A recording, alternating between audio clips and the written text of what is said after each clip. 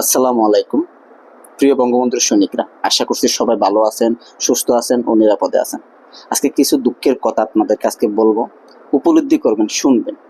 আমরা যারা বঙ্গবন্ধুর সৈনিকরা আছি, যারা ফেসবুকে আমরা বঙ্গবন্ধু, মুক্তিযোদ্ধা এবং শেখ হাসিনার উন্নয়নগুলো নিয়ে কথা বলতেছি, বাংলাদেশ আওয়ামী লীগ নিয়ে কথা বলতেছি, বাংলাদেশ ছাত্রলীগ নিয়ে আমরা যারা কথা বলতেছি, আপনাদেরকে উচিত না আমাদেরকে সাপোর্ট করা? সাপোর্ট কি টাকা পয়সা দিয়ে করবেন? না, টাকা পয়সা দিয়ে না। জননেত্রী শেখ হাসিনার উন্নয়নগুলো আমরা তুলে ধরি জীবনের মায়ার নিয়ে, জীবনের রিস্ক নিয়ে আমরা তুলে ধরি। আমি 2 মাস হলো একটা ফেসবুক পেজ ক্রিয়েট করলাম, ভয়েস অফ নাসরুল্লাহ। 10,000-এর উপরে ফলোয়ার আছে, ভিউজ হয় মোটামুটি। কিন্তু দুঃখের যে বিষয়টা, ভিউজ হয় এবং রিয়েক্ট যেগুলো হয়, হা রিয়েক্ট এবং গালাগালি। ভাই, আমি এই 2 মাসে যত গালাগালি শুনছি, আমি 29 বছর বয়সে অত গালাগালি শুনি নাই। প্রত্যেকজনই গালাগালি করে। কারণ আমার মনে হয় এই ফেসবুকটা রাজাকারদের দখলে। দেশটা তো রাজাকারের দখলে দখলে, ফেসবুকটাও রাজাকারের দখলে।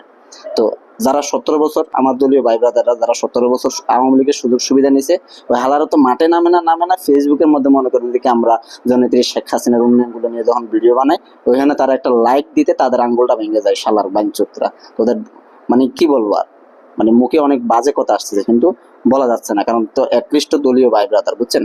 তো যে বিষয়টা বললাম, ফেসবুকটা রাজাকারদের দখলে, দেশটা রাজাকারের দখলে।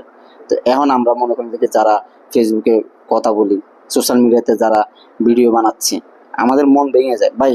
নিজের মা বাবার কতক্ষণ আর গালাগালি শোনাবো ভাই? কতক্ষণ শোনাবো? মানে রাজাকাররা নিজের আমাদের মানে শেখ হাসিনাকে নিয়ে কথা বলতেছি, মানে ওদের এত অ্যালার্জি। আমারও তো মনে করেন দেখে হত্যার হুমকি দেয়, এটা তো কোনো বিষয় না, কিন্তু যে মারে তুলে ভাই গালাগালি করে। আপনারা দেখবেন ভয়েস অফ নাসরুল্লাহ ফেসবুক পেজটা সার্চ করে দেখেন, এখানে মনে করেন দেখি কিছুক্ষণ আগে একটা ভিডিও আসছে 500-এর উপরে রিয়েক্ট। এই 500-এর উপরে রিয়েক্টের মধ্যে হাহারের মনে করেন 480টা। তার মানে বিষয়টা হচ্ছে কি, পুরো ফেসবুকটা রাজাকারের দখলে।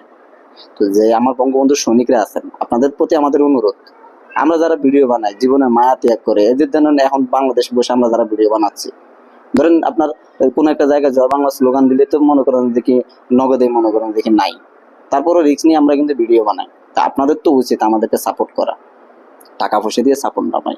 একটু লাইক কমেন্ট করেন না, সোশ্যাল মিডিয়ার ফেসবুক অ্যালগরিদম বুঝে দেখি আপনার এঙ্গেজমেন্ট, একটু এঙ্গেজমেন্ট বাড়াই দেন না। আপনি একটা লাইক করেন, আপনি একটা শেয়ার করেন না, আপনার তো কোনো ভাই টাকা খরচ হচ্ছে না। বিষয়টা কেন করতেছেন আপনারা? জননেত্রী শেখ হাসিনার উন্নয়নগুলো তো মানুষের কাছে পৌঁছাতে হবে, তাই না? তো আপনারা একটু কষ্ট করুন। যেহেতু আমরা এখন মাঠে নামতে পারতেছি না, আমাদের যেহেতু এখন নির্দেশনা নাই, তো সেহেতু যেহেতু আমরা বাসায় বসে আছি বা ফেসবুক স্ক্রল করি, সানি লিওনের ভিডিও দেখতে পারি, এই জনের ভিডিও মানে খারাপ খারাপ ভিডিও, বঙ্গবন্ধুর কথা নিয়ে, বঙ্গবন্ধুর নিয়ে যারা কথা বলে তাদের ভিডিওগুলো দেখলে আপনারা স্ক্রল করে চলে যান, শুনেন না কি বলে, শুনেন। আপনি না শুনে একটা শেয়ার করেন, শেয়ার করলে অন্যজন তো শুনবে। দেখুন ভাই, বর্তমানে যেমন আপনি জুলাই আগস্টের যে বিষয়টা, 24শে জুলাই যে হয়েছে, সোশ্যাল মিডিয়ার অ্যাক্টিভিটিস কারণে শেখ হাসিনার পতন হয়েছে, এটা যে মানবে না, আমার মনে হয় সে এখনো দুধের বাচ্চা। যত পরিমাণে গুজব ছড়াইছে ভাই, ঢাকা বিশ্ববিদ্যালয়ের লাশের খেল মানে ময়দান হয়ে গেছে লাশ, অথচ একটা লাশও এখনো পর্যন্ত ঢাকা বিশ্ববিদ্যালয়ে একজন মারা গেছে এরকম কোনো নিউজ এখনো পর্যন্ত কেউ বের করতে পারেনি। কিন্তু ওই সময় জুলাই আন্দোলনের সময় মানে যে কি এই গণহত্যা চলতেছে হলে হলে। এই যে গুজব ছড়ানো, হ্যাঁ, সোশ্যাল মিডিয়ার কারণে কিন্তু মানুষের মধ্যে একটা সিম্পিতি কাজ করার ফলে মানুষ আন্দোলনমুখী হয়েছে এবং একটা সরকারকে প্রায় উৎখাত করে দিয়েছে। তো আমি যে বিষয়টা বলতেছি, আমরা যারা ভিডিও বানাচ্ছি, আপনারা সাপোর্ট করবেন আমাদেরকে। জয় বাংলা, জয় বঙ্গবন্ধু।